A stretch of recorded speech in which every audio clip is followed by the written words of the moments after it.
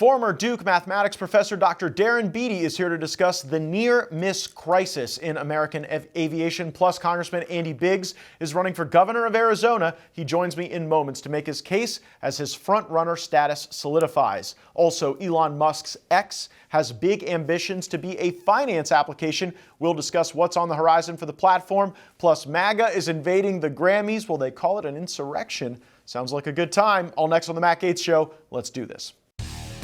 We're shaking up Washington, D.C. We're breaking the fever. You ever watch this guy on television? It's like a machine. He's great. Matt Gaetz. We are learning more about the midair collision over the Potomac River in Washington, D.C. that resulted in the death of all 64 people on board the American Airlines flight and 3 Army soldiers on board the Black Hawk helicopter. This particular flight path called on the Black Hawk to operate at an altitude of around 200 feet when in close vicinity around Reagan National Airport. The collision occurred around 1,500 feet, and both President Trump and Secretary of Defense Pete Hegseth have signaled that the higher than expected altitude may have been a factor in the fatal accident. The New York Times is reporting that the Black Hawk was too high and possibly off its flight path, according to 4 people who spoke to the Times with knowledge of the investigation. President Trump has weighed in too, posting on Truth Social, quote, "The Black Hawk helicopter was flying too high by a lot. It was far above the 200-foot limit. That's not really too complicated to understand, is it?" We also have word that the crew of the Black Hawk is wearing night vision goggles. I've spoken with many who say these goggles have 2 limiting factors. First, the peripheral vision is constrained, and second, the incoming flood of light from, for example, a commercial airliner can blind like a flashbang. While the NTSB continues to investigate, confusion among the Black Hawk crew regarding which lights actually belong to the commercial jet seems to be an area of intense review. The lack of any evasive maneuvers on the part of the helicopter seems to support the light confusion theory. There's no evidence of mechanical or equipment failure at this time, and there are no anomalies in the communications with air traffic control. Cloud has a traffic site request visual separation. This separation group. At 25, get CRJ in sight. At 25, pass on this CRJ. This Cloud has a aircraft in sight request visual separation. Crash. This is alert 3. Crash. This is alert 3.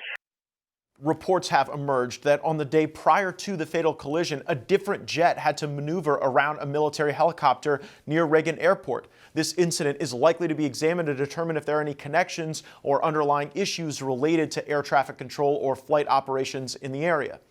Today, the FAA has indefinitely shut down the helicopter corridor routes around Reagan National Airport. This is going to have major impact on training missions. It's airspace with a lot going on, as retired Air Force Lieutenant Colonel and Air Force accident investigator Dave Scholl told us last night. You have the Marines flying out of nearby Quantico. We know we have the Army flying out of nearby Fort Belvoir, just 20 miles away.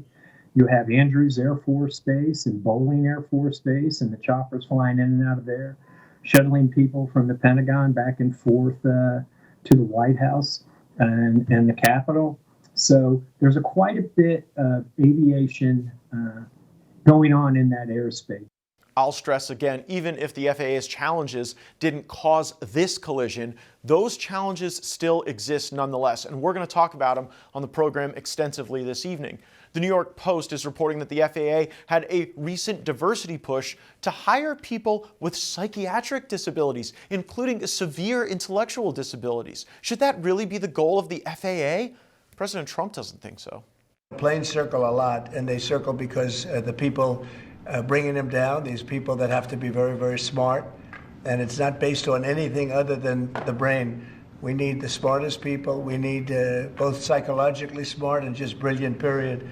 And we are going to have them in our control towers. We are going to have the most competent people in the country in our control towers, not people that are there for any other reason. Trump has to clean this up one way or another. Just look at this nonsense recruiting video that the FAA had published. We need a diverse group of air traffic controllers to bring distinct perspectives to handle the ever-changing aerospace landscape. I'm calling on students and alumni from HBCUs, Hispanic serving institutions, and tribal colleges to apply now to become air traffic controllers. We need a diverse, next-generation air traffic workforce with people from all backgrounds. So apply now.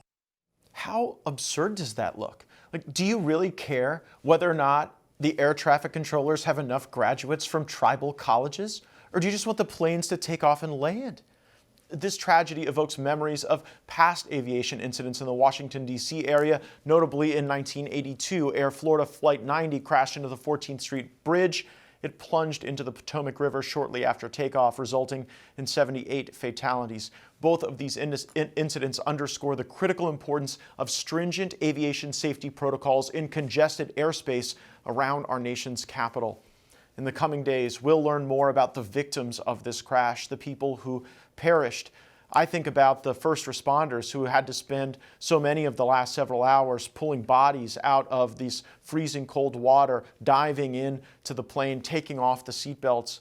You've heard the deep sadness felt by the ice skating community with so many American and international skaters on board. This casualty touched our heart. Casey Crafton was a husband and father of 3 from Salem, Connecticut. He was coach of the Mountville Youth Soccer Club. He was also a member of the town's Recreation Commission.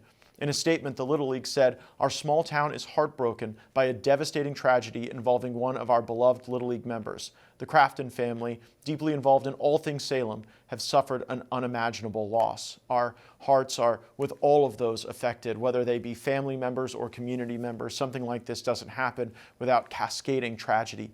We have to restore America's safe skyways, and it goes beyond resolving just what led to this collision. This tragedy has to be a wake-up call to address a wide-ranging set of issues related to aviation safety." Joining us now is former White House speechwriter, former Duke mathematics professor, and current publisher of Revolver News, Dr. Darren Beattie. Dr. Beattie, we don't know the cause of this crash, but in 2023, you published a piece that studied closely the steep rise in these narrow misses. Please explain the thesis of that piece and how bad this near-miss problem really is. Absolutely. Well, it's great to be with you, and it's really unfortunate how this piece proved to be yet another remarkably prescient one in terms of future problems. We reported shortly after the New York Times, of all places, got so bad even the Times did a study on this, of a dramatic increase in what's called near misses, runway events, what they call loss of separation events. Basically, a variety of categories that basically mean we're getting way too close for comfort, both on runways and in the air. And there's been a dramatic increase, and there are some really egregious examples in Houston and the Austin airport. And we pinpointed one individual, the air traffic controller, behind an egregious error. He was what you would call a DEI candidate. He had been suspended, and then they let him back in, and he's kind of, an example of a broader systemic issue within the ATF, air traffic controller community. And we interviewed a lot of experts, including former senior officials, air traffic controllers, and we basically drilled down to 2 major categorical causes for the problems we're seeing in air traffic control. One is actually COVID. Now, the surface level explanation is a massive hiring freeze on account of COVID. And so you had a major hiring freeze, you had a lot of people retiring prematurely and so forth. And so that kind of created a backlog. It takes several years to train competent professionals. So that created a shortage, which in turn means that you're having people work multiple shifts and so forth. The various officials that we talked to were very squeamish about the vaccine aspect and just how many people left or retired early on account of vaccine mandates. It's very difficult to drill down an exact number, but our understanding is that it's not insignificant. So COVID was a major factor. And a second factor, which is equally substantial, if not more so, is just plain and simple affirmative action. And this has been reported now, I think, in a variety of outlets. Basically, in the Obama era, they didn't think that the air traffic control stations were sufficiently diverse. And in order to achieve the diversity that they wanted, they basically swapped out the meritocratic testing system that was in place to vet potential employees and created something that relies on biomarkers, biographical data, which is this ridiculous pseudoscience that comes out of some equally absurd professor of HR, this woman who's a professor of HR who basically invented this scam bio version of basically giving biographical details to circumvent the meritocratic process. If you look at our article, which is now at the top of revolver.news, we go into some of the history of how this happened, but it was self-consciously put in place in order to achieve diversity, and this has had a massively negative impact on the quality of air traffic controllers. One guy that we talked to who was the most politically correct and gave us absurd answers, I think your audience deserves to hear just how absurd this is, because we kind of put him in a corner by saying, look, we know you changed your vetting mechanism from a meritocratic test to this basically diversity-oriented test. How can you tell me that this has not had a negative impact on performance, readiness, and so forth? And he sent an answer, which unfortunately I don't have in front of me verbatim, but I will paraphrase very closely. And in effect, he said, yes, that's true, but we compensate for this from no longer getting military people, but getting university people, something that all of the other people we interviewed said was actually contributed to the diminution of quality. But here is the whopper. He said, and yes, we have a different testing system, but keep in mind, the younger generations coming into air traffic controller, they grew up playing more sophisticated video games. And that's a compensatory factor to no longer having a meritocratic vetting system in place. First of all, to just unpack the fact that here we are in 2025, and we can realistically see a circumstance where the last person hasn't yet died as a result of the COVID lockdowns. You did another great piece at revolver.news that analyzed life years and whether or not COVID was a net killer or a net saver of more life years on Earth. And it's just remarkable to think that with the combination of the vax mandate, and then also I think a lot of these air traffic controllers, they went home and then they just didn't want to come back to work. And that happened across a lot of different industry sectors. But when you're simultaneously wiping out a lot of the gray hairs with experience and then backfilling them en masse with diversity hires that don't have to go through the same tests, it is a confluence of events that it's really remarkable. We haven't seen more tragedies, God forbid, in our skies. Now, when you say they changed the test, did they take the old merit-based test and totally get rid of it, or did they just overlay it with these different factors about one's life? My understanding is they effectively got rid of it. Wow. And that was another thing. This guy who gave me the answer, I was literally shocked, and I have it in writing. I'm gonna pull it up. I wish I had it verbatim, but I'm not exaggerating at all. He literally said they compensate for the lack of merit, but because they grew up with more sophisticated video games. This same guy tried to paper over the change in testing by saying, oh, there was one test whose answers got leaked, and therefore we had to abandon the entire test, which is, of course, also absurd. You can just change the questions and have the basic, retain the same structure in the test. And so that was, I think, equally ridiculous and disingenuous. But no, they scrapped basically the whole testing mechanism, which was meritocratic, and they very self-consciously aimed for diversity numbers in order to curtail what they described as disparate impact in the employment sector for air traffic controllers. They did achieve that, but at what cost? At the cost of competence. And, I think there's a really interesting kind of conclusion that we can draw from this is that in many cases, you have policies that are promoted by an elite that to use the term disparate impact, have a disparate impact on regular people, and they don't really suffer the consequences of their own decisions.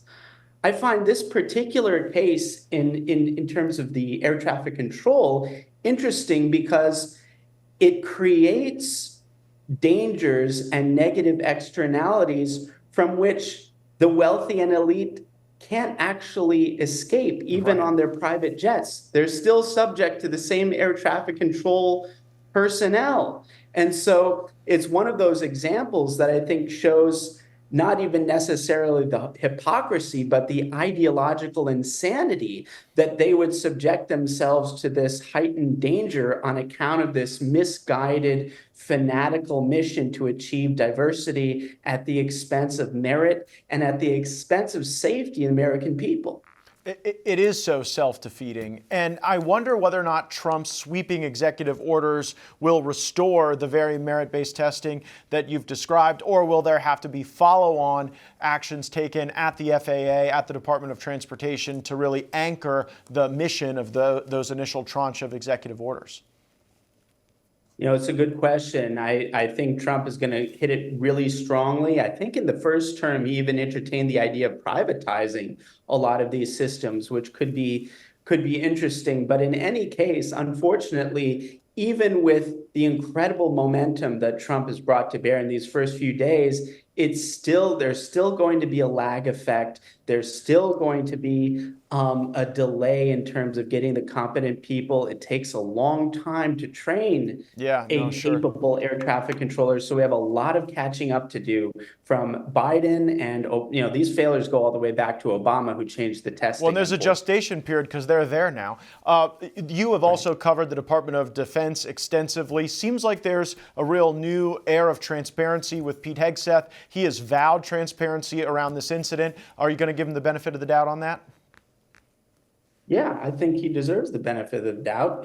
He's not only because he's taken an active interest in some of our stories on ideological vetting problems within the Pentagon, but I think this is, if anything, a major priority of his is to excise a lot of the excesses, the ideological excesses that would prioritize diversity and other kind of misguided ideological aims over the very concrete and pragmatic aims of successfully doing the job and the mission, which is, again, it's important across all sectors, but especially important in the Department of Defense, and especially they're culturally resistant. Control, for God's sake. Yeah, they're culturally resistant. We're rooting for Hegseth to clean it up. Just before I let you go, one final thing. We have to pour one out for Ibram X. Kendi. His anti-racism lab has shut down in academia. The Boston University is not continuing the anti-racism research of Ibram X. Kendi.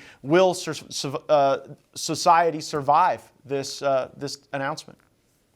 You know, it remains to be seen, but the question is, will Kendi himself survive? Whenever something like this happens, I always like to celebrate, of course, but it's always instructive to look at where they land next. No, great point, great point. Well, maybe it's just, I'm feeling a lot of these different cultural shifts away from this DEI stuff. Dr. Darren Beattie, thanks for your service to the country in the White House. Thank you for all you do at Revolver News to keep us informed. Thank you so much. Great to be with you.